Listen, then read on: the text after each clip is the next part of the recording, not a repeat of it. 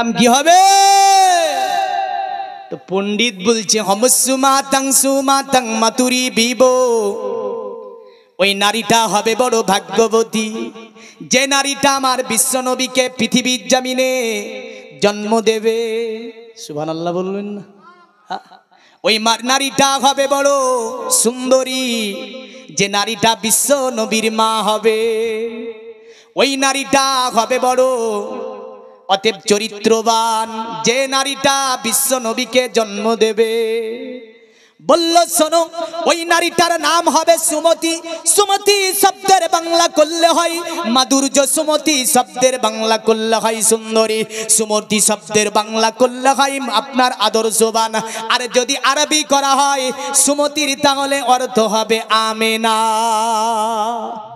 বলল হমসুমাতাং মাতুরি বিবো, মানে সম্বুলে নবী আসবে, মায়ের নাম হবে অতএব সুমতি, বাবার নাম হবে বিষ্ণুদাস। পণ্ডিতকে বলল গো পণ্ডিত, ওই নবীটার নাম কি হবে দয়া করে বলে দেবে। বলল ওই নবী পাকের নাম হবে কি? ওই নবী পাকের নাম হবে নরাসাং। নরাসাং শব্দটির অর্থ হচ্ছে প্রশংসিত, যেমন বেদে বলেছে নরাসাং সাং সুদিষ্ট জাম্পাসাং সপ্রথস্তমাং। নরাসাং নামে পৃথিবীর জমিনে একজন ব্যক্তির আবির্ভাব হবে। নরসং শব্দের অর্থ হচ্ছে প্রশংসিত।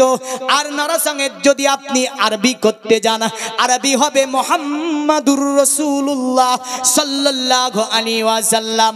মুহাম্মদ শব্দটার অর্থ প্রশংসিত আর নরসং শব্দের অর্থ হচ্ছে প্রশংসিত।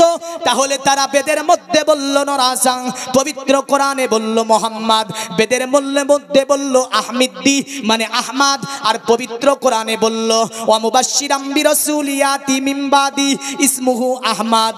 ঈসা নবী বলল আমার পরে এই ধরাতে দুনিয়ার জমিনে একজন নবীর আবির্ভাব হবে, এই নবীর নাম হবে আহমদ। আর একটু জোরে বলেন। ঈসা নবী বললেন। তো মায়ের নাম বললাম সুমতি, বাবার নাম বললাম বিষ্ণুদাস, নবীর নাম বললাম নরসং। তাহলে বাবার নাম আব্দুল্লাহ, মায়ের নাম আমেনা, নবীর নাম মোহাম্মদ। জোরে বলেন। পরিচয় পেয়ে গেলাম। আসবে কোথায় বলল? সম্বল, মক্কাতে। কোথায় জন্ম নেবে? মক্কাতে। তো মক্কাতে যে নবী আসবে, এই নবী দুনিয়ার জমিনে এসে এই নবীকে যারা মেনে নিতে পারবে, এই নবীকে যারা ধরে নিতে পারবে, এই নবীকে যারা ভালোবেসে নিতে পারবে, তারাই আল্লাহর মনোনীত হবে। জোরে বলেন। কার মনোনীত হবে? আল্লাহর মনোনীত হবে। এখন যদি জিজ্ঞাসা করি আপনাকে, আপনি কোথায় যাবেন? তো আপনি বলবেন মরার পরে কোথায় যাবেন? তো আপনি কি বলবেন? জাহান্নামে যাবে বলবেন না জান্নাতে যাবে বলবেন? হ্যাঁ, জান্নাতে বলবেন না? জান্নাতে যাব। সনাতন ধর্মের মানুষকে যদি জিজ্ঞাসা করেন তোমরা মরার পরে কোথায় যাবে, বলে স্বর্গে যাব। কোথায় যাবে? স্বর্গে যাব। নরকে যাবে কথা বলবে না। কোথায় যাবে? স্বর্গে যাবে। দলিতকে যদি জিজ্ঞাসা করেন মরার পরে তুই কোথায় যাবি, তো বলবে আমি স্বর্গে যাব। তেমন করে হিন্দু, জৈন, খ্রিস্টান, নাসারা যত জাতি আছে জিজ্ঞাসা করেন কোথায় যাবা, মরার পরে মুসলমান বলবে জান্নাতে যাব, হিন্দু বলবে স্বর্গে যাব, খ্রিস্টান বলবে জান্নাতে যাব। আচ্ছা বলেন তো সবল কি জান্নাতে যাবে? জান্নাতে যাব তো সবাই বলছে, জান্নাতে যাবে কে গো? যারা নবীর হবে। জোরে বলেন। কার হবে? নবীর হবে। কোরআন বলছে কুল ইন কুনতুম তুহিব্বুনাল্লাহা ফাত্তাবিউনি ইউহিব্বুকুমুল্লাহু ওয়া ইয়াগফির লাকুম যুনুবাকুম আল্লাহু গফুরুর রহিম। আমার আল্লাহ বলছে আমার নবী আপনি তাদেরকে জানিয়ে দিন, আপনি তাদেরকে বলে দিন, কেউ যদি আল্লাহকে পেতে চায়, আল্লাহর সান্নিধ্য লাভ করতে চায়, আল্লাহর সঙ্গে প্রেম প্রীতি ভালোবাসা মহব্বত করতে করতে চায় ফাত্তাবিউনি, ওগো নবী আপনার যাতে ইত্তেবা করে, আপনার অনুসরণ করে, আপনার অনুকরণ করে নেয়, যদি আপনার ইত্তেবা করে নিতে পারে, আপনার অনুসরণ করে নিতে পারে, আপনাকে যদি মেনে নিতে পারে, ওগো আমার নবী আমি আল্লাহ কথা দিয়ে দিলাম, কুমুল্লাহু আমি আল্লাহ আমাকে পেয়ে যাবে, আর আমাকে যারা পেয়ে যাবে তারাই আমার জান্নাতে প্রবেশ করবে। জোরে বলেন সুবহানাল্লাহ। যারা আমাকে পেয়ে যাবে আমি আল্লাহ তাদের জন্য ঘোষণা দিচ্ছি, ওয়াগফির লাকুম যুনুবাকুম আল্লাহু গফুরুর রহিম। আমি আল্লাহ তার জীবনের যত প্রকারের গুনাহগুলি আছে আমি আল্লাহ সব মাফ করে দেব। কারণ আমার আল্লাহ বলছে, বান্দা তুই যদি পাহাড় সমতুল্য গুনাহ করে ফেলিস, এ আমার বান্দা তোর জীবনে যদি সমুদ্রের ঝাঁক পরিমাণও গুনাহ হয়ে যায়, এ আমার বান্দা তুই নবীর দরবারে চলে যা। নবীর দরবারে গেলে আমি আল্লাহ তোর পাহাড় সমতুল্য জীবনের গুনাহকে মাফ করে দেব। তোর যদি সমুদ্রের ঝাঁক পরিমাণও জীবনে গুনাহ করে ফেলিস, আমার নবীর দরবারে চলে যা। আমি আল্লাহ কথা দিয়েছি, নবীকে, নবী গো যারা আপনার হয়ে যাবে আমি আল্লাহ তার জীবনের সব গুনাহকে মাফ করে দেব। জোরে বলেন সুবহানাল্লাহ। পৃথিবীর মুমিন মুসলমান, আজকে আমরা দেখতে চাই বিশ্বনবী মুহাম্মদুর রাসূলুল্লাহ সাল্লাল্লাহু তাআলা আলাইহি ওয়াসাল্লাম, তিনাকে মানলে কি হবে, তিনাকে মানলে আমরা কি পাবো। তিনাকে মেনেছিল সাহাবীরা কেমন, হযরতে আবু বকর কেমন মেনেছিল, হযরতে আলী শেরে খোদা কেমন মেনেছিল, হযরতে আব্দুল্লাহ বিন জুবাইর কেমন মেনেছিল, এমন করে আমার নবী পাককে নবীর সাহাবীরা অনুসরণ কেমন করে করেছিল। যদি আমরাও আবু বকরের মতো মেনে নিতে পারি, নিশ্চয়ই আল্লাহর জান্নাতে চলে যাব। যদি আমরা আলী শেরে খোদার মতো মেনে নিতে পারি, নিশ্চয়ই আল্লাহর জান্নাতে চলে যাব। যদি আমরা আব্দুল্লাহ বিন জুবাইরের মতো নবী পাকের অনুসরণ করে নিতে পারি, আল্লাহর জান্নাতে চলে যাব। আর যদি বলেন না আমি আব্দুল্লাহের মতো মানব না, আবু জাহেলের মতো আমি নবীকে দেখব, উতবা সাইবার মতো দেখব, আবু লাহাবের মতো নবীকে দেখব, আল্লাহ বলছে বান্দারে শোন, পৃথিবীকে দেখতে পাস না তু। আবু জেহেলও একদিকে ছিল, আবু বকর একদিকে ছিল।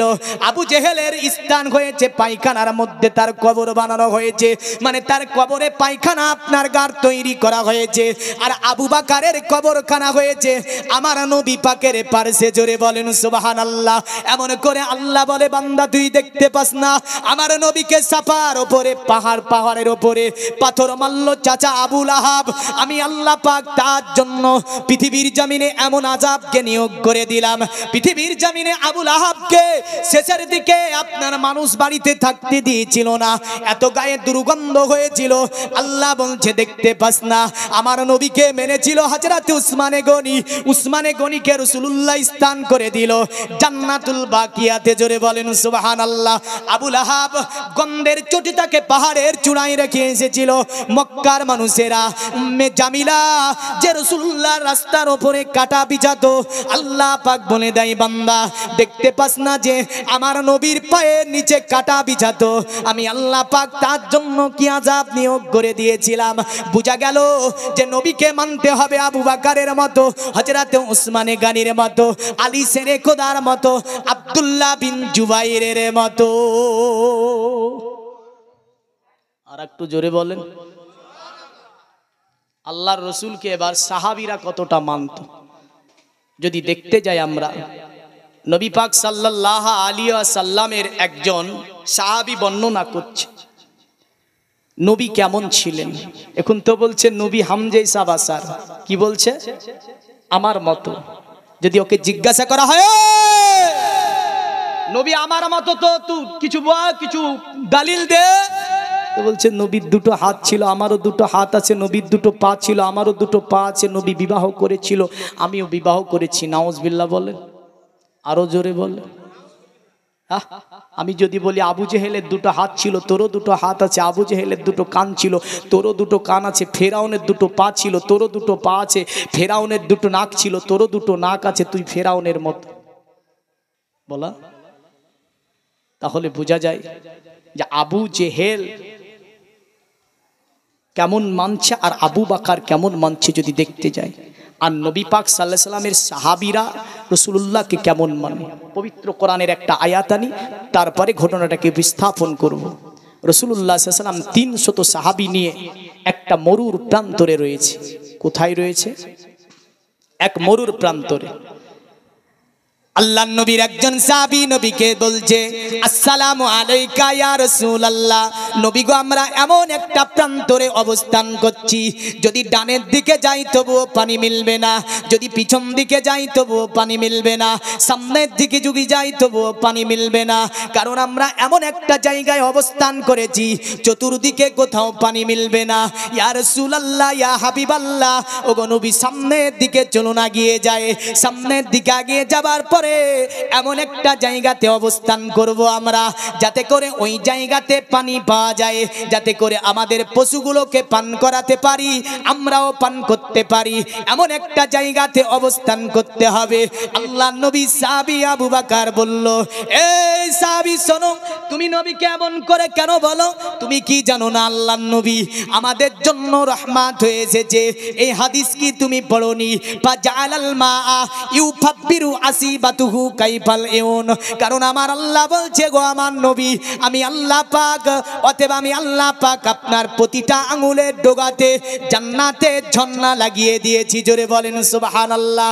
নবী আমার ইচ্ছা করলে দুনিয়ার জমিন থেকে জান্নাতুল ফিরদাউসের আপনার ওই যে নদীগুলো আছে, জান্নাতুল ফিরদাউসের পদতলে একটা নদী হচ্ছে মধুর নদী, এই নদী থেকে দুনিয়ার জমিন থেকে আমার নবী আপনাকে মধু পান করাতে পারে।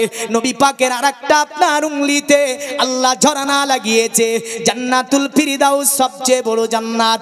এই জান্নাতের পদদেশে আরেকটা নদী আছে, যে নদীটার নাম হচ্ছে দুধের নদী। আল্লাহ নবী ইচ্ছা করলে দুনিয়ার জমিন থেকে এই দুধ আপনাকে পান করাতে পারে। আল্লাহ নবীর আরেকটা উংলির ডোগাতে রয়েছে জান্নাতে আরেকটা আপনার নদী আছে, যে নদীটার নাম হচ্ছে সারাবান তোহরা, মানে সারাবের নদী। আল্লাহ নবী ইচ্ছা করলে দুনিয়ার জমিন থেকে সারাবান তোহরা আপনাকে পান করাতে পারে। আবু বকর বলছে, নবী সাহাবী এখানেই নবী তাঁবু গাড়তে বলেছে, এখানেই আমরা অবস্থান করব। বলল আবু বকর, ওগো আবু বকর আমাদের কাছে পানি শেষ হয়ে গেছে, আমাদের মেশকে কোনো পানি নাই, আমাদের এই পশুগুলো খুব পিপাসিত হয়েছে, আমরা পিপাসিত হয়েছি, এ আবু বকর এতটা পানি কোথায় পাওয়া যাবে? আবু বকর বলল, শোনো নবী সাহাবী, আল্লাহর নবী ইচ্ছা করলে সকল কি পান করাতে পারে। আল্লাহুম্মা সাল্লি আলা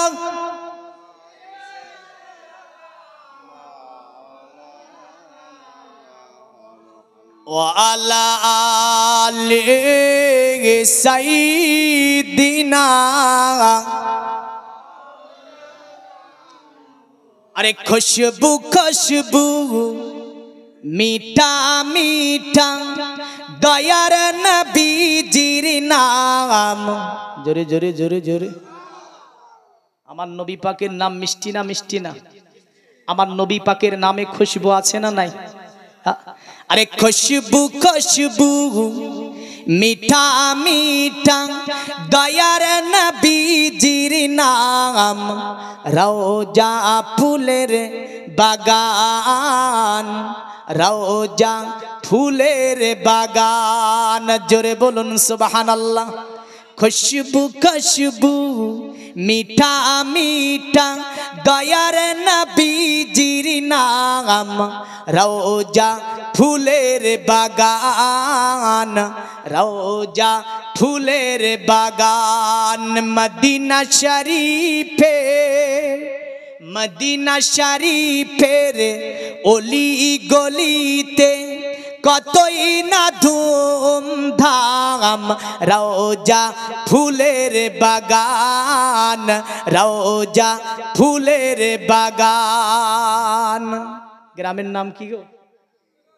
গিরিনগরে অলি গলিতে কতই না ধুমধাম, রওজা ফুলের বাগান, রওজা ফুলের বাগান।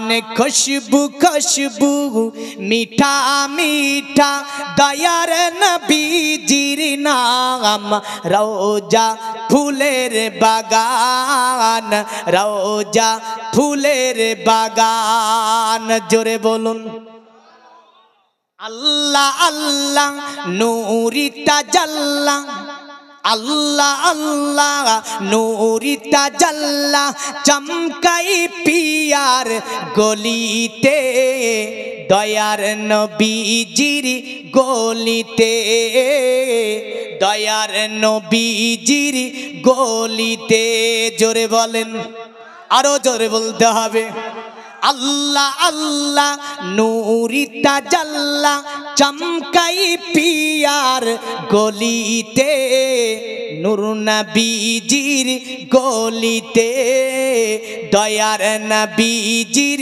গলিতে বাজি মে নুরানিয়ে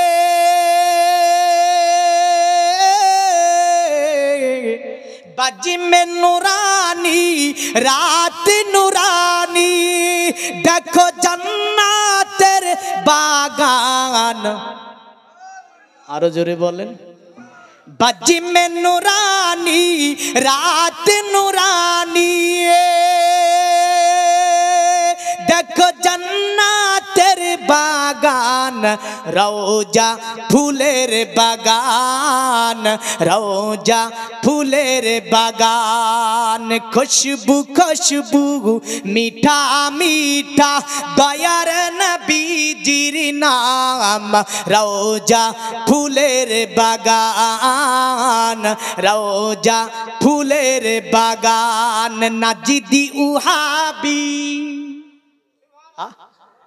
तो सुभान अल्लाह नजीदी उहाबी क्या मैंने जाबी दयार नबीजिर सामने যেতে পারবে নবীকে আমার মতো বলিস নবীর সম্মুখে যেতে পারবি না নবীকে মাটির তৈরি বলিস নবীর সম্মুখে যেতে পারবি না নবীকে एग्जांपल দিস নবী বিবাহ করেছে আমিও বিবাহ করেছি নবীর সম্মুখে যেতে পারবি না ইয়া নবীতে রাগ হয় নবীর সম্মুখে যেতে পারবি না সালাতু সালামে রাগ হয় নবীর সম্মুখে যেতে পারবি না কারণ নাজদি উহাবি যারা আমার নবী পাকের প্রশংসা চাই না ওরা চায় কি নবীর প্রশংসা ওদের কাছে ভালো লাগে না नजीदी उहाबी क्या मैंने जाबी दयार नबीजिर सामने मुख देखाबी क्या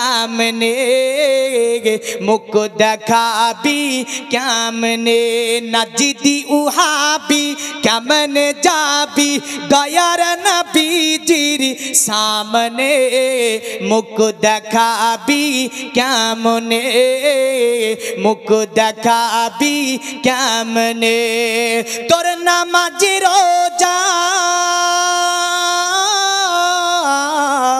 तोर नामाजी रोजा सभी बातिल जाबी जहन्नाम रौजा फूलेर बागान रौजा फूलेर बागान खुशबू खुशबू मीठा मीठा दयार नबीजिर नाम रौजा फूलेर बागान रौजा फूलेर बागान अल्लाहुम्मा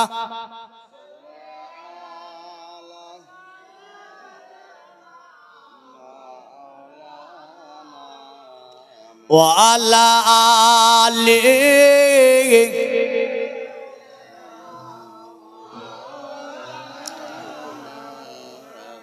পৃথিবীর মুমিন মুসলমান আমার নবী পাক সেখানে অবস্থান করেছে একজন সাহাবী আমার নবীর কাছে এসে বলে ইয়া রাসূলুল্লাহ ইয়া হাবিবাল্লাহ নবী গো আমাদের পুরা কাফিলাটি যেন পিপাসিত হয়েছে ইয়া রাসূলুল্লাহ মুসা নবীর কাছে যখন মুসা নবীর সম্প্রদায়ে এক বিরাট একটি মরুভূমি প্রান্তরে যখন তারা পিপাসিত হয়েছিল আল্লাহর কোরআন এইভাবে বলেছে মুসা নবীর কাছে পানি চাইলো সম্প্রদায় মুসা নবী আল্লাহকে বলল আল্লাহ দুনিয়ার জমিনে আমি মুসা কালিমুল্লাহ আমার কাছে আমার সম্প্রদায় পানি চায় আল্লাহ বলছে ওয়া ইজাসতাসকা মুসা লিকৌমিহি ফাকুল নাজরি বিবি আসাকাল হাজারা ফানফাজারাত মিন হুসনাতা আসারাতা আইনান অতএব এ নবী মুসা শোনো তোমার কাছে বনি ইসরাইল সম্প্রদায় পানি চেয়েছে এ মুসা তোমার হাতের লাঠিটা দিয়ে ওই যে সামনে পাথরটা তুমি দেখতে দেখতে পাও,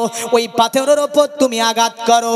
আল্লাহর নবী মুসা আলাইহিস সালাম লাঠিটা নিয়ে বুঝলেন পাথরের ওপর আঘাত করলো। কোরআন বলছে ফানফাজারাত মিন হুসনাতা আসারাতা আইনান, ওই পাথরের মধ্য থেকে 12টা পানির ঝর্ণা বের হয়ে গেল। মুসা নবীর সম্প্রদায় বানি ইসরাইল ওই থেকে পানি পান করলেন।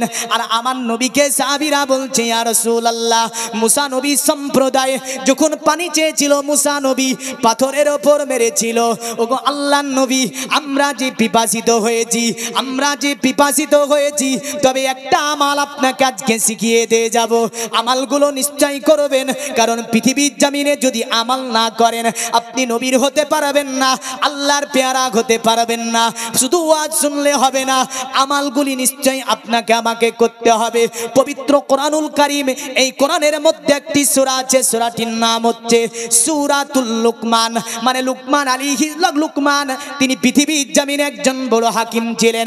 তিনার ছেলেকে বলেছিলেন, আমার ছেলে তুমি যে সফরটাই বেরিয়ে যাচ্ছ এই সফরটাই বড় কষ্টের মধ্যে পড়বে। আমার ছেলে যখন তুমি কষ্টের মধ্যে পড়বে, আমি লুকমান তোমাকে একটা আমল শিখিয়ে দিচ্ছি, ওই আমলটি তুমি করবে। আল্লাহ পাক তোমাকে যে কোনো মুসিবত থেকে আমার আল্লাহ হেফাজত করবে। জোরে বলেন সুবহানাল্লাহ। লুকমানের ছেলে বলেছিল, আব্বা আমার আব্বা বলুন কি আমল করতে হবে। লুকমান হাকিম বলেছিল, আমার ছেলে শুনে রেখে দাও, পৃথিবীর জমিনে একটা কাজ তুমি করবে না কখনোই। তিনি বলেছিলেন, ইয়া বুনাইয়া লা তুশরিক বিল্লাহ ইন্নাশ শিরকা লা জুলমুন আযীম। আমার ছেলে শুনে রেখে দাও, আল্লাহর সঙ্গে কাউকে শরীক করিও না, কারণ শিরিক হচ্ছে পৃথিবীর জমিনে সবচেয়ে বড় গুনাহ। আর আমার সন্তান শোনো, যখন তুমি বিপদগামী হবে আল্লাহর কাছে হাজাতের নিয়াত করে 2 রাকাত নামাজ আদা করবে, ওটাকে মনে করে আমার আল্লাহ তোমাকে সমস্ত বিপদ থেকে রক্ষা করবে। জোরে বলেন সুবহানাল্লাহ। তাহলে আমরা বিপদগামী যখন হব, আল্লাহর নবী বলেছেন তোমরা 2 রাকাত হাজাতের নামাজ পড়ো। কি করতে হবে? হাজাতের নামাজ জানেন না? অনেকে ভাবছেন 5 ওয়াক্ত তো পড়ি না, মৌলভী সাহেব বাবা কোথায় নিয়ে গেল রে হাজাতের নামাজ, মনে মনে বলছে। দেখেন লুকমান বলেছিল, ঘটনার বড়, আমি ওই জায়গাটা শুধু একটা আমল দেওয়ার জন্য নেব। তো বিরাট এক মরুভূমিতে লোকমানের ছেলে পিপাসিত হয়েছে। এদিকে মনে আছে তো নবীর সাহাবীরা পিপাসিত হয়েছে, মনে রাখবেন ওই একই ঘটনা চলবে ওটা। তবে কিছু আপনাকে এ থেকে আমল এবং কিছু টাচ দিয়ে যাব। তো লোকমানের ছেলে যখন বিরাট মরুভূমিতে গিয়ে পিপাসিত, সঙ্গে একটি ব্যাগ ছিল, ব্যাগের মধ্যে মেষ ছিল, মিশকের মধ্যে পানি ছিল। লোকমানের ছেলে পানিটা বের করে খাবে, এত প্রখর রৌদ্র, লোকমানের ছেলে ওই পানি বুঝলেন পান করতে পারলো না, অপানযোগ্য নয়, আর পান করে পিপাসা নিবারণ হবে না। বাবার কথা স্মরণ হয়ে গিয়েছে, কারণ লোকমান বলেছিলেন, আমার ছেলে সফরের মধ্যে যদি তুমি কোনো বিপদগামী হও আল্লাহকে স্মরণ করে 2 রাকাত হাজাতের নামাজ পড়বে। লোকমানের ছেলে মরুর প্রান্তরে রৌদ্রের মধ্যে হাজাতের নামাজে দাঁড়িয়ে গেল। হাজাতের নামাজ কমপ্লিট করে ডানে সালাম ফিরিয়েছে, বামে সালাম ফিরিতেই দেখছে দূরে যেন কিছু গাছপালা দেখা যাচ্ছে, একটা যেন পাহাড়ও দেখা যাচ্ছে, যে পাহাড়টি লুকমানের ছেলের আগের নজর এসেছিল না। গুটি গুটি গুটি গুটি পায়ে সেখানে গিয়ে পৌঁছে গেল। দেখছে পাহাড়ের গা দিয়ে সুন্দর যেন পানির ঝরনা বইছে, ঠান্ডা পানি। লুকমানের ছেলে পান করে আল্লাহর শুকরিয়া করল, আলহামদুলিল্লাহ। কিন্তু আমরা শুকরিয়া করতে জানি না, জানি গো? হ্যাঁ, খাওয়া দাওয়ার পরে জোরে ঢেকুর মারে আর বললেন উঠে চলে যায়। ও আলহামদুলিল্লাহ এই শব্দটার মুখ দিয়ে বেরাই না। তো তিনি ঠান্ডা পানি পান করলেন। বিপদগামী হলে কি করবেন? 2 রাকাত হাজাতের নামাজ পড়বেন। এখন আজকে জালসাতে আসার আগে, আসরের পরে আমার একটি জায়গায় বসে আছি আমি, তো মৌলভী সাহেব এত জালসা করে বেড়াচ্ছেন, দোয়া করে বেড়াচ্ছেন, পানি হচ্ছে না কেন? আমাকে বলছে, বুঝলেন, হ্যাঁ, যে এত জালসা করছেন, দোয়া করছেন, পানি হয় না কেন? তো আমি বললাম, সে জালসার দোয়া করে করব কি বলেন? হ্যাঁ, মসজিদগুলা দেখা গেলে একটা গ্রামে দেখা যায় 10,000 মানুষ বসবাস করে, 100 নামাজি নাই। ঠিক বলছি না ভুল বলছি? 10,000 মানুষ বসবাস করে, 100 নামাজি নেই। 10,000 মানুষ যদি বলি কটা মানুষ কোরআন শরীফ পড়া জানে? 95% মানুষ কোরআন পড়তে জানে না। ঠিক বলছি না ভুল বলছি? হ্যাঁ, ঘুরে ফিরে মৌলবীদের দোষ নাকি? হ্যাঁ, সে তোমার বেলায় শোনো আলা, মৌলবী বেলায় চানা না। হ্যাঁ, ঘুরে ফিরে সব মৌলবী। হ্যাঁ, একটু কবে ঘুরে দেখেন, সকাল বেলাতে আমরা কোরআন পড়ি না, নমাজে যাই না, মুয়াজ্জিন ডাক দেয় আর আমরা বেকা হয়ে অন্যদিকে দৌড় দিই। মুয়াজ্জিন ডাক দেয়, সিনেমা দেখছে মুসলমান, তাস খেলছে। মুয়াজ্জিন ডাক দেয়, এ মুসলমান কিবাদে বসে থাকে। মুয়াজ্জিন মসজিদ থেকে বলে হাইয়া আলাস সালাহ, নামাজের দিকে এসো। আর এ মুসলমান কি করে? আপনার দেখা যায় যে মদের আড্ডাতে বসে আছে। হ্যাঁ, আর ঘুরে ফিরে বলছে মৌলবীদের দোয়া কাজে লাগে না। হ্যাঁ, মৌলবীদের দোয়া কাজে লাগে না। মদ খাচ্ছে আর বলছে মৌলবীদের দোয়া কাজে লাগে না। হ্যাঁ, একটু মসজিদে যাও। শুধু মৌলবি মৌলবি করলে হবে না, তুমিও দোয়া করো, তোমার দোয়া আল্লাহ কবুল করবে। জোরে বলেন সুবহানাল্লাহ। আল্লাহ হেফাজত করে গজব থেকে। আল্লাহ বিশ্বের মানুষকে, মুসলমানকে, এই যে গজব চলছে বর্তমান সবাই, আল্লাহ হেফাজত করে। সকলে বলুন আল্লাহুম্মা আমিন। আরো জোরে বলেন আল্লাহুম্মা আমিন। আল্লাহর নবী বলল, শোনো, 2 রাকাত হাজাতের নামাজ পড়বে। রাসূলের সাহাবীরা নবীর কাছে পানি চেয়েছে। আল্লাহর নবী বলল, গো আমার সাহাবীরা, এ আমার সাহাবীরা শোনো, তোমাদেরকে আমি পানি পান করাবো। ওই যে দূরে একটা পাহাড় দেখতে পাচ্ছ? সাহাবীরা বলছে, হ্যাঁ ইয়া রাসূলুল্লাহ, দূরে একটা পাহাড় দেখতে পাচ্ছি। আল্লাহর নবী বলল, পাহাড়ের বিপরীত দিকে তোমরা চলে যাও। পাহাড়ের বিপরীত দিকে যাবার পরে দেখবে একটা কালো কুৎসি রঙের গোলাম, মাথায় একটা কলসি নিয়ে মনিবের বাড়ির দিকে পানি নিয়ে যাচ্ছে। আমার সাহাবীরা, ওই গোলামটাকে আমার দরবারে হাজির করো। জোরে বলেন সুবহানাল্লাহ। পৃথিবীর মুমিন মুসলমান মনে রাখবেন, নবীর সাহাবীরা ছিল সেখানে। আল্লাহর নবী বলছে, ওই পাহাড়ের বিপরীত দিকে কালো রঙের গোলাম আছে, ওই গোলামের মাথায় এক কলসি পানি আছে। বলেন তো আমার নবী পাক পাহাড়ের ওই দিকে দেখতে পাই না? পাই না। গোলামটা কালো, তাও আমার নবী বলে দিচ্ছে যে পাহাড়ের বিপরীত দিকে একটা গোলাম আছে, মাথায় এক কলসি পানি আছে, কালো হাবসি রঙের গোলাম, এটাও বলে দিচ্ছে। বোঝা গেল আমার নবী পাকের চোখের জ্যোতি কোনো পাহাড় আটকাতে পারে না। কারণ নবী সামনে যেমন দেখতে পায়, আল্লাহর নবী পিছনেও তেমন দেখতে পায়। আল্লাহর নবী ডানে যেমন দেখতে পায়, আমার নবী বামেও তেমন দেখতে পায়। নবী উপরে যেমন দেখতে পায়, আল্লাহর নবী নিচেও তেমন দেখতে পায়। জোরে বলেন সুবহানাল্লাহ। এবার আপনি বলবেন, মৌলভী সাহেব এর কি কোনো দলিল দিতে পারবেন? হ্যাঁ, দলিল দিতে পারবো। মিশকাতের হাদিস, আল্লাহর নবী বলেছেন, ওগো আমার আল্লাহ, আপনি আমার সারাপা নূর তৈরি করে দিন, আপনি আমার ডানে নূর তৈরি করে দিন, আপনি আমার বামে নূর তৈরি করে দিন, আপনি আমার উপরে নূর তৈরি করে দিন, আপনি আমার নিচে নূর তৈরি করে দিন। মানে আমার নবী হচ্ছে নূর আলা নূর। আরে নূর নূর নূর, আজ নূর এসেছে, আমিনা মায়ের কোলে চাঁদ এসেছে। আরে নূর নূর নূর, আজ নূর এসেছে, আমিনা মায়ের কোলে চাঁদ এসেছে।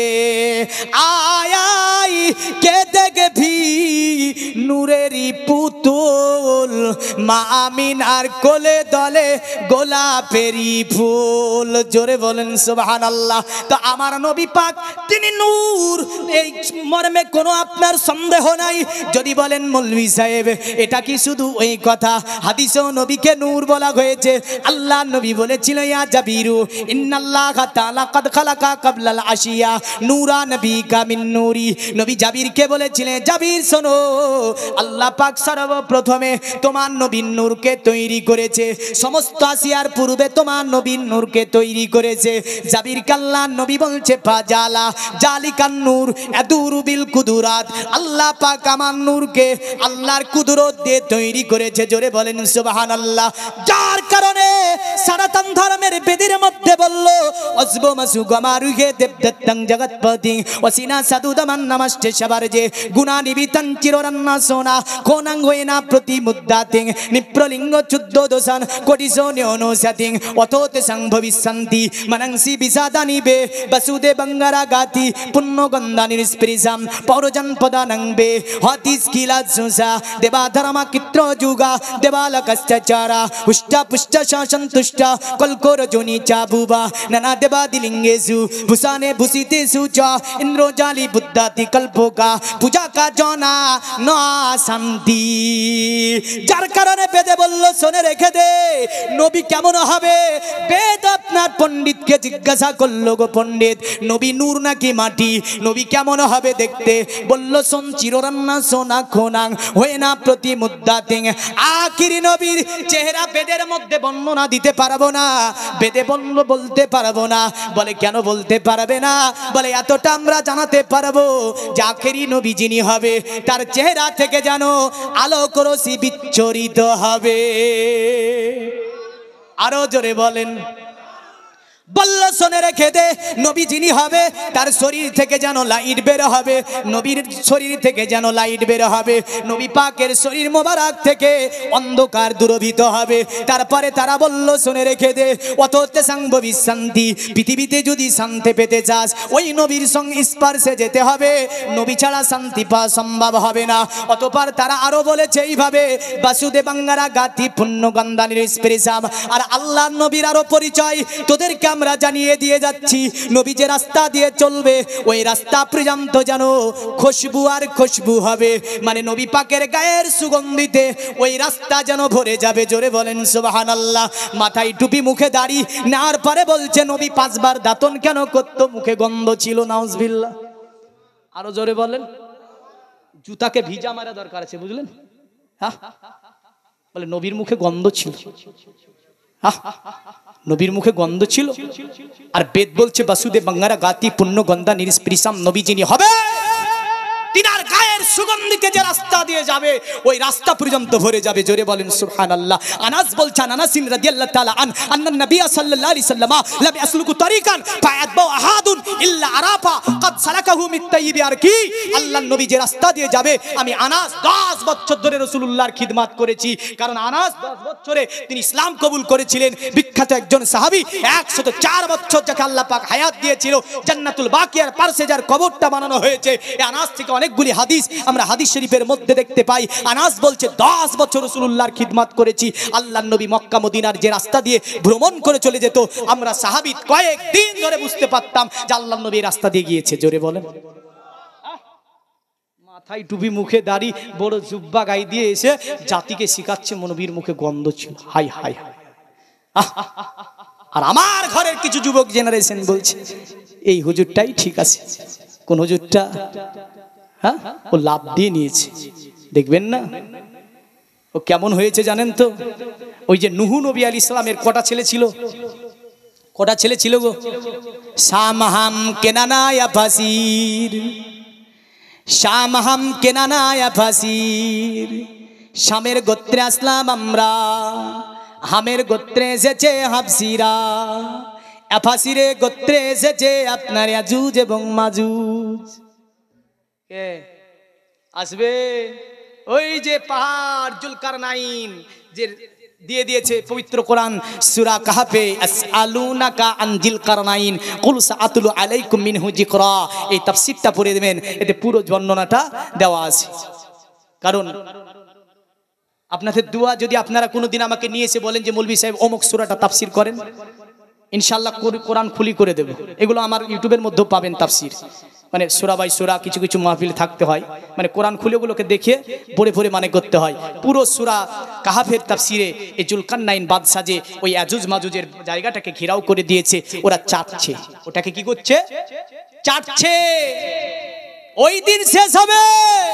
কিয়ামতের আগে রাসূলুল্লাহ বলছেন দাব্বাতুল আদ আসবে, ইয়াজুজ মাজুজ আসবে, এমন করে ঈসা নবী আলাইহিস সালাম আসবে, দাজ্জাল আসবে। তারপরে আপনার ওটা কিয়ামতের সবচেয়ে বড় আলামত। ওই আলামতগুলি হচ্ছে কিয়ামতের সবচেয়ে বড় আলামত। তা আমি বলতেছিলাম যে আমার নবী পাক সাল্লাল্লাহু আলাইহি সাল্লামকে এমন কথা যারা বলেছে যে নবীর মুখে গন্ধ ছিল, ওদের সঙ্গে স্পর্শে যাবেন না। চেহারা দেখলে একবার লা হাওলা পড়বেন ওয়ালা কুওয়াতা ইল্লা বিল্লাহ। জোরে বলেন। খারাপ বললাম নাকি? রাগ হচ্ছে? লা হাওলা ওয়ালা কুওয়াতা ইল্লা বিল্লাহ। আর একটা হাদিস আছে, লা হাওলা ওয়ালা কুওয়াতা ইল্লা বিল্লাহিল আলিল আযীম। লা হাওলা রাসূলুল্লাহর সাহাবী আনাস হাদিসটা বর্ণনা করেছে, মিশকাত শরীফে আবু মুসা আশআরী রাদিয়াল্লাহু তাআলা আনহু বর্ণনা করেছে। এমন করে আপনার মাসনাদ ইমামে আহমদের মধ্যে বর্ণনা আছে আবু হুরায়রা থেকে, রাসূলুল্লাহ সাল্লাল্লাহু আলাইহি ওয়াসাল্লাম বলছে, যে ব্যক্তি প্রতিদিন লা হাওলা ওয়ালা কুওয়াতা ইল্লা বিল্লাহ 10 বার করে পড়বে, আল্লাহ পাক তার 99 রকমের গুনাহ, 99 রকমের অসুখ থেকে আল্লাহ তাকে হেফাজত করবে। লা হাওলা ওয়ালা কুওয়াতা ইল্লা বিল্লাহ যারা পড়বে, তার বাড়িতে জীবনে কোনো অভাব হবে না। জোরে বলেন, আরো জোরে বলেন। এগুলো আমাল 10 বার করে লা হাওলা ওয়ালা কুওয়াতা ইল্লা বিল্লাহ পড়বেন, আর ওদের মুখ দেখলেও পড়বেন এটা। কারণ পৃথিবীর জমিনে এমন কোন শয়তান নাই যে এই মন্ত্রটা পড়ে নিলে আপনাকে আক্রমণ করবে। জোরে বলেন সুবহানাল্লাহ। তাহলে পড়বেন তো, এটা 10 বার করে প্রতিদিন পড়বেন তো। আপনি নামাজ পড়তে পারেন না পারেন, গুনাহ করছেন, কাজে কর্মে বেরিয়ে যাবেন, তো 10 বার পড়বেন। আল্লাহ কাজে বরকত দেবে, আপনার বাড়িতে বরকত দেবে, আপনাকে অসুখ বিসুখ থেকে হেফাজত করবে। ওই বাড়ি হেফাজত করার জন্য আল্লাহ ফেরেশতা নিয়োগ করে দেবে। জোরে বলেন। তাহলে এই মানুষগুলোকে দেখলে এটা 10 বার পড়ে দেবেন, আল্লাহ আপনাকে ও থেকে হেফাজত করবে। জোরে বলেন সুবহানাল্লাহ। এবার আসি, তারপরে আবার বেদে মানে আসবো। তারা বলল বেদের মধ্যে যে নবী কখনো, নবী যে রাস্তা দিয়ে চলবে ওই রাস্তা পর্যন্ত সুগন্ধি হবে। তো আমার নবী পাক ওই পাহাড়ের দ্বিতীয় দিক দেখতে পায় না। আর একটা হাদিস দিচ্ছে মুসলিমের হাজ্জাজ আল কুসাইরি, যিনি যে হাদিসটা সংকলন করেছেন তার নাম হচ্ছে সাহিহুল মুসলিম। মোটামুটি 12,000 কমবেশি হাদিস এনেছে। জোরে বলেন, কত হাদিস এনেছে? কমবেশি 12,000। এই হাদিসের মধ্যে একটা চ্যাপ্টার আছে, অধ্যায়ন আছে কিতাবুস সালাত, নমাজের অধ্যায়ন। কিসের অধ্যায়ন? নমাজের অধ্যায়ন। নবী কত দূর দেখতে পায়? সহিহ হাদিস থেকে বলছি। আল্লাহর নবী মসজিদে নববীতে নামাজে দাঁড়িয়েছেন, সাহাবীরা আমার নবী পাকের পিছনে নামাজে দাঁড়িয়েছে। আল্লাহর নবী সাহাবীরা নামাজ কমপ্লিট করে নবী পাক ফিরে গেলেন। আল্লাহর নবী বলছো, আমার সাহাবীরা আমার পিছনে যখন তোমরা কিয়াম করবে, মানে নামাজে দাঁড়াবে, তোমরা দাঁড়ানোটা সোজা হয়ে দাঁড়াবে। জোরে বলেন। নবী পাক আমার বলেন, সাহাবীরা আমার শোনো, আমার পিছনে যখন রুকু করবে, রুকুটা সহিভাবে করবে। আল্লাহ নবী বললেন, আমার সাহাবীরা আমার পিছনে যখন সিজদা করবে, সিজদাটা ভালোভাবে করবে। নবী সাহাবীদের নবী বললেন, এ আমার সাহাবীরা, নামাজের মধ্যে আমি রাসূলুল্লাহ তোমাদের কিয়াম মানে দাঁড়ানোটা দেখতে পাই, আমি নবী পাক তোমাদের রুকু দেখতে পাই, আমি নবী পাক তোমাদের সিজদাও দেখতে পাই। জোরে বলেন সুবহানাল্লাহ। তাহলে ইমাম সম্মুখে থাকে, আমার নবী বলছে তোমাদের দাঁড়ানো দেখতে পায়, তোমাদের রুকু দেখতে পায়, তোমাদের সিজদা আমি নবী পাক দেখতে পাই। কারণ আমার সম্মুখে, আমার পেছনে দাঁড়িয়ে কখনো মাথা চুলকানো, কখনো অতএব হাতগুলোকে বারবার তাড়িমা ছেড়ে দেওয়া, পাগুলোকে এদিক ওদিক করবে না। আল্লাহর নবী বললেন ভালোভাবে দাঁড়াবে, কারণ আমি নবী নামাজের মধ্যে তোমাদের সব কৃতিকর্মগুলো আমি বিশ্ব নবী নিজে চোখে দেখতে পাই। বোঝা গেল আমার নবী অদৃশ্য বলে দিতে পারে, আমার নবী পাহাড়ের ওই দূরের কথা বলে দিতে পারে, এতে কোনো সন্দেহ নাই। আমার নবী পাকের সম্বন্ধে আরো যদি হাদিস চান, আর একটা হাদিস বলে ঘটনা সামনে আগাবো। কারণ নবী কত দূর দেখতে পায়, নবী কত দূর বলতে পারে। উম্মুল মুমিনিন মা আয়েশা হাদিসখানা বর্ণনা করেছে, মাসনাদে ইমামে আহমদের মধ্যে হাদিসখানা বর্ণনা হয়েছে। মা আয়েশা বলছে, রাসূলুল্লাহ আমার একদিন আমার ঘরে আরাম করছিলেন, একজন মদিনার মহিলা, গর্ভবতী মহিলা, মানে মহিলার পেটে বাচ্চা আছে, এমন মহিলা একজন নবীর কাছে আসার পরে নবীকে সালাম দিল, আসসালামু আলাইকা ইয়া রাসূলুল্লাহ, আসসালামু আলাইকা ইয়া হাবিবাল্লাহ। আমার নবী পাক সালামের জবাব ফিরিয়ে দিলেন। মা আয়েশা বর্ণনা করছে, ওই মদিনার মহিলাটা অঝরমনে কাঁদতে লাগলো নবীর কাছে, হাউমাউ হাউমাউ করে দাঁড়িয়ে দাঁড়িয়ে কাঁদতে লাগলো। আমার নবী বলছে, মা ও গো মা তুমি এমন করে কেন কাঁদছো? ওই মহিলাটা বলল, ইয়া রাসূলুল্লাহ, আমি হচ্ছি গর্ভবতী, আমার স্বামী বাড়ি থেকে পালিয়ে গিয়েছে, কয়েক মাস ধরে আমার স্বামীর কোনো খোঁজ পাইনি। ইয়া রাসূলুল্লাহ, ইয়া হাবিবাল্লাহ, ও গো নবী দয়া করে বলবেন, আজকে রাত্রিতে আমি ঘুমিয়েছিলাম, ঘুমের মধ্যে একটা স্বপ্ন দেখলাম, আমার ঘরের সম্মুখের একটা খুঁটি যেন পড়ে গেল, আর আমি দেখলাম আমি যেন একটা টেরা, মানে চোখগুলো টেরা যে হয়, ওই টেরা বাচ্চার জন্ম দিয়েছি। এমন স্বপ্ন দেখার পরে আমি বড় ভীতু হয়েছি যে এই স্বপ্ন কেন আমি দেখলাম। আল্লাহ নবীর দরবারে আয়েশা বর্ণনা করছে, নবী পাক ওই মায়ের মুখে কথাটি শোনার পরে আল্লাহ নবী বলছেন ওই মহিলাটাকে, এ মহিলা যাও, তুমি বাড়ি ফিরে যাও, পৃথিবীর জমিনে তোমার স্বামী জীবিত আছে, সহি সালামতের সঙ্গে তোমার কাছে ফিরে আসবে, আর তুমি পৃথিবীতে একটা সুন্দরতম বাচ্চার জন্ম দেবে। জোরে বলেন সুবহানাল্লাহ। মেয়েটি তাবির শোনার পরে বড় খুশি হয়ে গেল, নবীর দরবার থেকে বাড়ি চলে গেল। ওই মহিলাটা আবার কয়েকদিন পরে আল্লাহ নবীর বাড়িতে এসেছে, বিশ্ব নবী ওই সময় বাড়িতে নাই, বাড়িতে খটখটানি মারলো। উম্মুল মুমিনিন মা আয়েশা বলছে, কে? বলে আমি মদিনার ওই অধিবাসী, এর আগে নবীর কাছে এসেছিলাম একটা বিষয় জানার জন্য। আল্লাহ নবীর স্ত্রী মা আয়েশা বলল, শোনো, আমার নবী তো বাড়িতে নেই, বলো কি বলবে। ওই মহিলাটাকে আল্লাহ নবীর স্ত্রী মা আয়েশা বসার জন্য জায়গা দিলেন, মহিলাটা বসে গেল। যাবার পরে বলছে, মা আয়েশা, এ মা আয়েশা, আজকেও রাত্রিতে আমি একই রকমের স্বপ্ন দেখেছি, কারণ স্বপ্নে দেখছি আমার বাড়ির সম্মুখের একটি খুঁটি যেন ভেঙে পড়ে যাচ্ছে, আর আমি একটা যেন টেরা বাচ্চার জন্ম দিয়েছি। মা আয়েশা তিনি তাবির দিচ্ছে, শোনো এ মহিলা, যদি তোমার স্বপ্ন সত্য হয়, পৃথিবীর জমিনে তোমার অতএব স্বামী মারা গিয়েছে, আর তুমি পৃথিবীতে একটা কালো কুৎসিত বাচ্চার জন্ম দেবে। তাবির কয় রকমের হলো? তাবির কয় রকমের হলো গো? কয় রকমের হলো? দু রকমের তাবির হলো না? নবী এক রকমের করলো, আর আয়েশা আর এক রকম করলো। বলে তোমার স্বামী মারা গিয়েছে, আর তুমি একটা কালো কুৎসিত বাচ্চার জন্ম দেবে। মহিলাটা কাঁদতে লাগলো, অঝরণনে কাঁদতে কাঁদতে বাড়ির দিকে ফিরে চলে গেল। এখন আল্লাহ নবী বাড়ি ফিরল, অতঃপর মা আয়েশা যেটা বলেছিল, নবী যেটা বলেছিল, একজনই মহিলা বুঝলেন। আল্লাহ মা আয়েশা বলল, তোমার স্বামী মারা গিয়েছে, তোমার স্বামী মারা গিয়েছে, আর তুমি একটা কালো কুৎসিত বাচ্চার জন্ম দেবে। আর নবী তাবির দিয়েছে এইভাবে যে তোমার স্বামী বেঁচে আছে, তুমি একটি সুন্দরতম বাচ্চার জন্ম দেবে।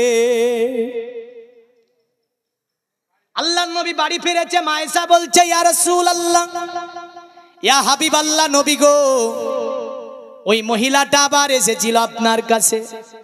আল্লাহ নবী বলল, আয়েশা, কোন মহিলাটার কথা বলো? বলে, নবী, কয়েকদিন আগে যে মহিলাটা আপনার কাছে এসে বলছিল না আমার স্বামী হেরে গিয়েছে, আমি স্বপ্ন দেখেছি খুঁটি পড়ে যেতে আর একটা টেরা বাচ্চার জন্ম দিতে। ইয়া রাসূলুল্লাহ, আমি তাকে তাবির দিয়েছি তোমার স্বামী মারা গিয়েছে, আর তুমি একটা কালো কুৎসিত বাচ্চার জন্ম দেবে। নবী আয়েশাকে জোরে একটা ধমকি মারলেন, এ আয়েশা, এই তাবির করার অনুমতি তোমাকে কে দিয়েছে? এখন কোনটা ঠিক হবে? আয়েশাকে আপনি মনে করেন না যে সে ব্যক্তি, কারণ রাসূল সবচেয়ে বেশি ভালোবাসতো, মেয়েদের মধ্যে সবচেয়ে বেশি হাদিস বর্ণনা করেছে। জোরে বলেন, এখন কোন তাবিরটা ঠিক হবে? ওই মহিলাটা কি বাচ্চার জন্ম দেবে? স্বামী ফিরে এসেছে কি না? দুটি কথা আপনাকে জানিয়ে দিয়ে আবার ওই ঘটনাটা সামনে বাড়াবো। তবে আমি বলতে চাই, এটা গোরস্থান ময়দান, এখানে আমরা অনেকেই এসেছি, আমরা অনেকেই এখানে এসেছি, আমরা সবচেয়ে যাকে বেশি ভালোবাসি আমার নবীকে, সবচেয়ে আমরা বেশি ভালোবাসি দ্বীনে ইসলামকে। জোরে বলেন। আমি 5 জন ব্যক্তিকে দেখতে চাই, বাড়িতে তো বিল্ডিং বানিয়েছেন, গোরস্থানের উন্নতির জন্য মাত্র পাক পাজাতনের নামে 5টি করে 1000 টাকা আল্লাহর রাস্তায় বলুন তো দাঁড়িয়ে মৌলভী সাহেব ছেলের জন্য করেছি। বিঘা বিঘা জমি ফ্ল্যাট করেছি, এমন করে অনেক জায়গায় জমি নিয়ে দিয়েছি, কিন্তু এখানকার জন্য এমন কিছু নিতে পারিনি, কেবল চাঁদাটা হয়তো দিয়েছি। আপনি যেহেতু বলছেন পাক পাজাতনের ভালোবাসায় 5টা 1000 টাকা আল্লাহর রাস্তায় গোরস্থানের জন্য, নিজের জন্য আল্লাহর অ্যাকাউন্টে জমা করে দিলাম। একজন ব্যক্তি নাই গো, 5টা 1000 টাকা ছেলে যাবে না কবরে, এটাই থাকবে। জোরে বলেন। স্ত্রীকে যদি বলেন বলে না ওই পেয়ারা তালাই রাখো, আর না, কারণ যে আমার ঘরে যদি আজকে রাত্রে রাখো এই ঘরে জীবনে থাকতে পারবো না, বলবে না? বলবে না? আসতে হবে এই বাসতালাই, আসতে হবে না? হবে না গো? তো পাক পাজাতনের ভালোবাসায় 5 জন মুসলমান দিনদার পরেজগার ইমানদারকে আমি দেখতে চাই যে বলুন যে হ্যাঁ এই জায়গার জন্য 5000 টাকা দিয়ে দিলাম। জোরে বলেন। বলা যাবে না বাপজি? বেশি হয়ে গেল নাকি? 5000 টাকা বেশি হয়ে গেছে গো। হ্যাঁ, বহুত টাকা এদিকে ওদিকে এখানে ওখানে। আর একটা দোয়া শিখিয়ে দেব, বাড়িতে প্রতিদিন সকালবেলায় পড়বেন, খোদার কসম বলছি ওই বাড়িতে অভাব অনটন হবে না। জোরে বলেন। অসুখ বিসুখ থেকে বাড়িকে আল্লাহ হেফাজত করবে, আল্লাহ ওই বাড়ির বরকতকে দ্বিগুণ বাড়িয়ে দেবে ইনশাআল্লাহ। দোয়াটা বলে যাব। একটু 5 জন আমার বাপ যে একটু বলেন তো, 5টা 1000 টাকা আল্লাহর আমি নিয়ে যাব না, ভাবছে মৌলভী সাহেব নিয়ে পালিয়ে যাবে নাকি রে? পালাবো না, আপনাদেরই এখানকার জন্য রেখে যাব। আরে পাকি পান যাতো নে পাতা আমার হবে গোছাতা। জোরে জোরে জোরে, আরো জোরে বলেন সুবহানাল্লাহ। পাকি পান যাতো নে পাতা আমার হবে গোছাতা। ফাতেমা থাকিবে পিছে আলী কহিবে কথা। হাসান দেখাবে আলো হুসাইন বলিবে ঠিকানা। আরো জোরে বলেন। নাই বাপজি মনে করছেন 5টা 1000 টাকা বেশি হয়ে গিয়েছে? খোদার কসম বলি এই 5টা 1000 টাকাই আপনার অ্যাকাউন্টে থাকবে গো। এই দেখেন আমার একজন ভাই এসে 50 টাকা করেছে দান, আল্লাহ তুমি কবুল মঞ্জুর করে নিয়ে ভাইয়ের আত্মীয় স্বজন যারা অন্ধকার করে তাদের কবরগুলোকে রিয়াজুল জান্নাত বানিয়ে দিন, আল্লাহুম্মা আমিন। আদায় করব না এমন করে একটু চটচট করে যদি বলে দেন মৌলভী সাহেব বেশি হয়ে গিয়েছে, 5 জন মিলে বলুন তো 5000 টাকায় একটা করে 1000 টাকা দেওয়া যাবে না? গোরস্থানের জন্য একটা করে 1000 টাকা পরে দিবেন, না আনেন পরে দিয়ে দেবেন। একটু বলুন তো যে হ্যাঁ দিয়ে দেব, 1000 টাকা গোরস্থানের জন্য আমি জমা রেখে দিলাম। একটু অদা মোতাবিক একটু বলে দিতে পারবেন না? নাই গো কেউ? নাই? তাহলে 1000 টাকা বেশি হয়ে যাচ্ছে নাকি গো? এই দেখেন আমার একজন, কি নাম চাচা? নারায়ে তাকবীর, নারায়ে তাকবীর, নারায়ে রিসালাত। সালামান চাচা সুলেমান তো 1000 টাকার দাতা, জিন্দাবাদ বলেন। আরো জোরে বলেন জিন্দাবাদ। আল্লাহ আপনি চাচার দানকে কবুল মঞ্জুর করে নিয়ে চাচার হায়াতে আপনা আল্লাহ হায়াতকে বাড়িয়ে দিন। চাচাকে আল্লাহ দুনিয়ার জমিনে অসুখ বিসুখ থেকে হেফাজত করুন। আত্মীয় সঞ্জন অন্ধকার করে তাদের কবরগুলোকে রিয়াজুল জান্নাত কুশাদা মানোয়ার করে দিয়ে তাদেরকে জান্নাতি হিসাবে কবুল করে নিন। পরিবার পরিজন নিয়ে দুনিয়ার জমিনে সুখে শান্তিতে ইসলামের চাতনে শান্তিময় জীবন যাপনের তৌফিক দান করুন, আল্লাহুম্মা আমিন। আর একজন যুবক ভাইকে আমি দেখবো রাত্রে একটা করে 1000 টাকা, অনেক পার্কে গিয়েছেন, বিভিন্ন জায়গায় ঘোরাফেরা করেছেন, বিভিন্ন জায়গায় ট্যুরে গিয়েছেন, বিভিন্ন রেস্টুরেন্টে গিয়ে হাজার হাজার টাকা ব্যয় করে দিয়েছেন। কিন্তু যুবক তুমি কি জানো ইসলামের জন্য যেটা ব্যয় করে যাবে কিয়ামতের দিন ওটা তুমি ধরে পাবে, কারণ এগুলো কখনো আপনার হারিয়ে যাবে না। রেস্টুরেন্টে আপনি কার জন্য, বন্ধুর জন্য, বান্ধবীর জন্য বহু টাকা ব্যয় করেছেন, একটু ফিরে পাবেন না, বরং আরো পিটাই হবে। এর জন্য হবে না? হবে না? পিটাই হবে। কিন্তু এখানে যেটা দেবেন এটা সুদ সহ ফিরে পাবেন। জোরে বলেন। আর একজন যুবককে আমি দেখতে চাই মাত্র 1000 টাকার দান নাই গো গোরস্থানের জন্য। এই কেউ নাই? একটু বলেন না চাচা। কি নাম? আশরাফ নারায়ে তাকবীর। দেখেন, দেখেছেন আল্লাহ আকবার বলতে গিয়েও বাড়ায় না। হায় হায় হায় ভাবছি যে আল্লাহ আকবার বললে মৌলভী সাহেব বসান দেবে হয়তো। একটু জোরে বলুন তো নারায়ে তাকবীর। 3 কিলোমিটার পার করতে হবে। নারায়ে তাকবীর, নারায়ে রিসালাত। কি নাম? কি নাম? আশরাফ ভাই আমার দিয়েছে 1000 টাকা। আল্লাহ আপনি দান কবুল করে নিন।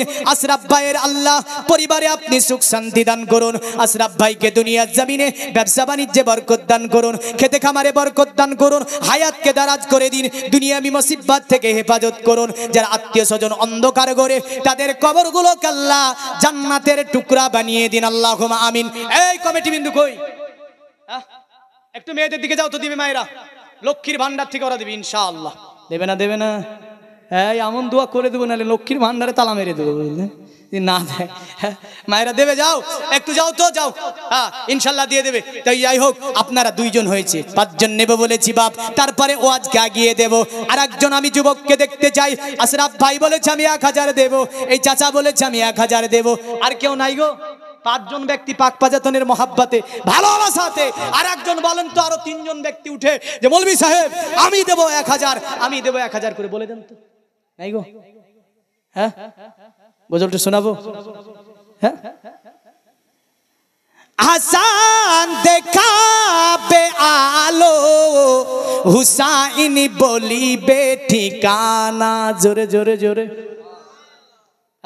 তাহলে হাসান এবং হুসাইনের যদি আলো নিতে চান ঠিকানা পাবেন। এই দেখেন আমার ভাই বলছে মৌলভী সাহেব পৃথিবীতে বিবি বাচ্চার জন্য অনেক ফুরিয়ে ফেলেছি, 1000 টাকা আমি দেব। জিন্দাবাদ বলেন। কি নাম? কামাল উদ্দিন, আমান উদ্দিন মন্ডল, 1000 টাকার দাতা। জিন্দাবাদ বলেন। আল্লাহ ভাইয়ের দানকে আপনি কবুল ও মঞ্জুর করে নিন। কত কষ্ট করা টাকা আল্লাহ গোরস্থানের জন্য করেছে দান। এই গোরস্থান হচ্ছে বাসল বাড়ি, কারণ আমরা যত বুড়ি ফ্ল্যাট করি না কেন, এনে আপনাকে এই জায়গা দিয়ে রাখা হবে।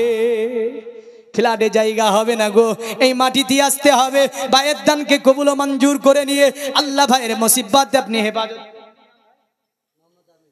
মোহাম্মদ আমিন জিন্দাবাদ বলেন। আমিন ভাই 1000 টাকার দাতা। জিন্দাবাদ বলেন। নারায়ে তাকবীর, নারায়ে রিসালাত, দ্বীন ইসলাম। আমিন ভাই 1000 টাকার দাতা। জিন্দাবাদ। কয়জন হলো? 4 জন। আর একজন আমার যুবক ভাইকে দেখতে চাই। নাই? ভাবছেন 1000 টাকা সকালবেলায় মাছ কিনবো, গোশ কিনবো, কিনবো কিনবো কিনবো। আল্লাহ বলছে তোকে চাইয়ে চেয়ে দিসনি, এখন তুই যা 10,000 ফুরা যদি বলে মুশকিল আছে না? নাই কি নাই? কাবাতুল্লাহ মন্ডল, নারায়ে তাকবীর। কাবাতুল্লাহ মন্ডল 1000 টাকার দাতা। জিন্দাবাদ বলেন। নারায়ে রিসালাত।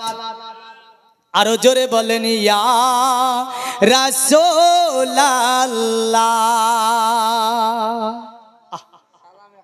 সালাম 1000 টাকা। এই দেখেন, দেখেছেন চেয়েছিলাম 5 বেড়ে আছে, মৌলভী সাহেব 5কে 25-এ পৌঁছে দেবো। সুবহানাল্লাহ।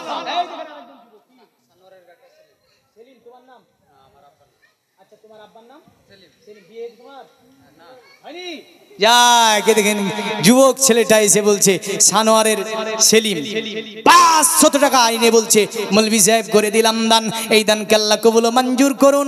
এই যুবক যেহেতু হাতে করে এনে দিয়েছে আল্লাহ, এই রাস্তা কারণ গোরস্থানের জন্য যেহেতু দিয়েছে, এই দানকে কবুল ও মঞ্জুর করে নিয়ে যুবককে আপাত বিপদ থেকে হেফাজত করুন। দুনিয়ার জমিনে একটি সতীসুধা নারী তার জীবনে মিলিয়ে দিন। আল্লাহ আমিন বলেন না? বলবে মৌলভী সাহেব বিয়ের জন্য দোয়া করছে রে। রাসূলুল্লাহ বলেছে যে একটা সতীসুধা নারী পাবে পৃথিবীতে, অর্ধেক জান্নাত পেল। জোরে বলেন। এই দেখেন আর একজন ভাই আমার 100 টাকা করেছে দান। কবুল ও মঞ্জুর করে নিন দানকে। আল্লাহ বালা মুসিবত থেকে হেফাজত করুন। আল্লাহ মৃত্যুর পরে তার জন্য সুন্দরতম একটি জায়গা কবরের মধ্যে আপনি আল্লাহ তৈরি করে দিন। আল্লাহুম্মা আমিন। মুসিবুরে 1000 টাকার দাতা। জিন্দাবাদ। জিন্নাত আলী চাচা আমার পকেটে 200 টাকা ছিল, বলে আজকে জিলাপি কিনবো না, আজকে বাজারে কিছুই নিব না, যাই যেহেতু বলেছে আল্লাহর জন্য দিয়ে দিই দান, কারণ আসতে হবে কবরে। 200 টাকা পকেট থেকে এনে দিয়েছে আল্লাহ দান। সকালে মাছ গোছ হয়তো কিনার হবে না, আল্লাহ তুমি তাকে গায়েবী সাহায্য করে তার রুজিতে তুমি দ্বিগুণ বরকত দান করে দাও। আল্লাহ আমিন বলবেন না? দেনেওয়ালা কে? কে দেনেওয়ালা? अल्लाह। छीने नाओ अल्लाह।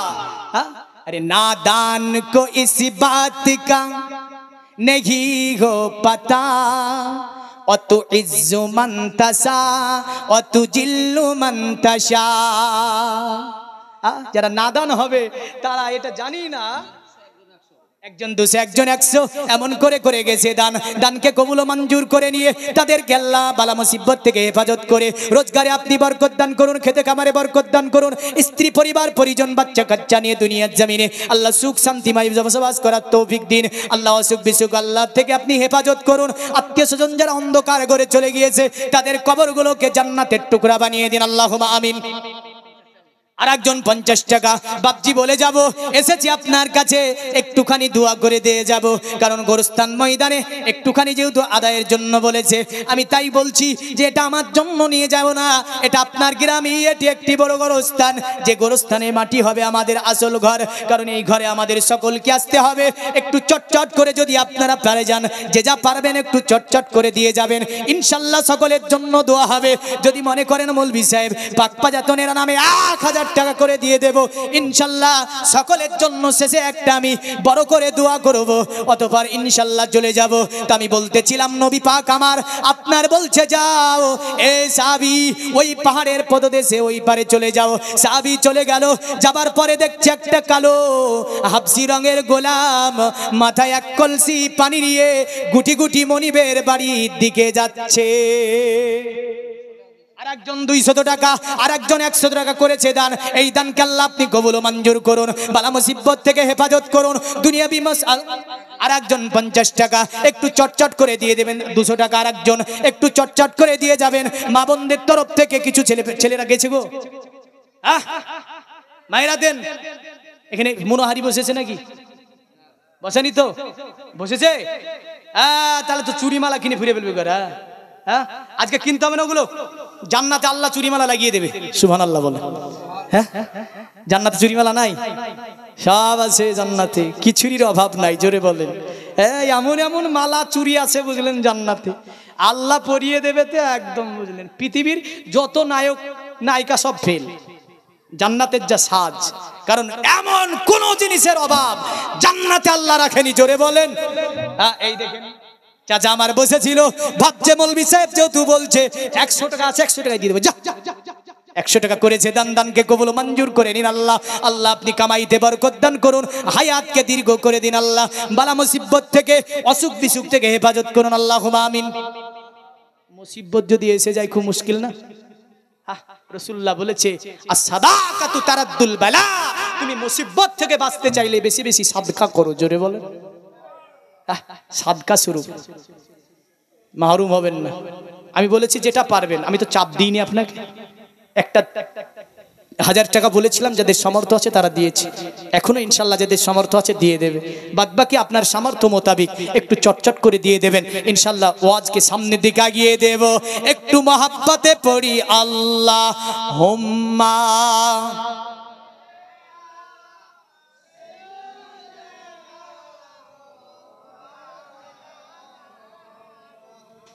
ওয়ালা আলি সাইয়্যিদিনা। আরে আসক যতই তুফান, আমি কভু তো ডরি না, আমার হৃদয়ে কাবা নেতে মদিনা, আমার হৃদয়ে কাবা নেতে মদিনা। সৃষ্টির প্রথমে মোহাম্মদ অঙ্গ যে নূরে আহমদ। জোরে জোরে জোরে জোরে। সৃষ্টির প্রথমে মোহাম্মদ অঙ্গ যে নূরে আহমদ। কলেমাতে আছে ঈমান মোর সাথে আছে রাব্বানা। জোরে জোরে বলেন। আমার নারায়ে তাকবীর, নারায়ে রিসালাত। মাইনুল বলেছে 1000 চেয়েছে 2000, কয়েস বলছে 1000। জিন্দাবাদ বলেন। আল্লাহ মাইনুল ও কয়েসের উভয়ের দানকে আপনি কবুল মঞ্জুর করে নিয়ে আশা আকাঙ্ক্ষা আপনি পূর্ণ করে দিন আল্লাহ। দুনিয়ার জমিন থেকে যখন অন্ধকার করে আসবে ইমানি হালাতে আসার তৌফিক দিন আল্লাহ। কবরখানাকে আল্লাহ আপনি তার আত্মীয় স্বজন যারা কবরে এসে গিয়েছে তাদের কবরগুলোকে রিয়াজুল জান্নাত বানান, কুশাদা করুন, মানুয়ার করে দিয়ে আল্লাহ তাদেরকে আপনি জান্নাতি হিসাবে কবুল করে নিন। 2 জন 100 করে পাঠিয়ে দিয়েছে দান। এই দানকে কবুল ও মঞ্জুর করে নিয়ে আল্লাহ তাদের কামাই রোজগার থেকে নিয়ে, স্বামী স্ত্রী মহব্বত থেকে নিয়ে, পরিবারের সুখ শান্তি থেকে নিয়ে সকল দিককে আল্লাহ আপনি সুন্দরভাবে সুখ শান্তি দিন পরিবারে। এমন করে বিবি বাচ্চা নিয়ে দুনিয়াতে ইসলামের চাতলে শান্তিময় জীবন যাপনের তৌফিক দিন আল্লাহ। দুনিয়াবি বালা দুনিয়ায় দাফন করে দিন, আসমানি বালাকে আল্লাহ আপনি আসমানে উঠিয়ে নিন। আল্লাহুম্মা আমিন বলেন। আচ্ছা, এদিকে পাংখাটা লাগছিল, কি হলো গো? পাংখা হঠাৎ করে উল্টে পাল্টা চলছে নাকি? পাংখার বাতাস আছে না? হ্যাঁ, মুস্তাফা মন্ডল 1000 টাকার দাতা, জিন্দাবাদ। আরো জোরে বলেন জিন্দাবাদ। 1000 টাকা মুস্তাফা মন্ডল। আর কেউ আছে? একটু চটচট করে বলে দিন। দুজনে আরো 100 করে করেছে দান। এই দানকে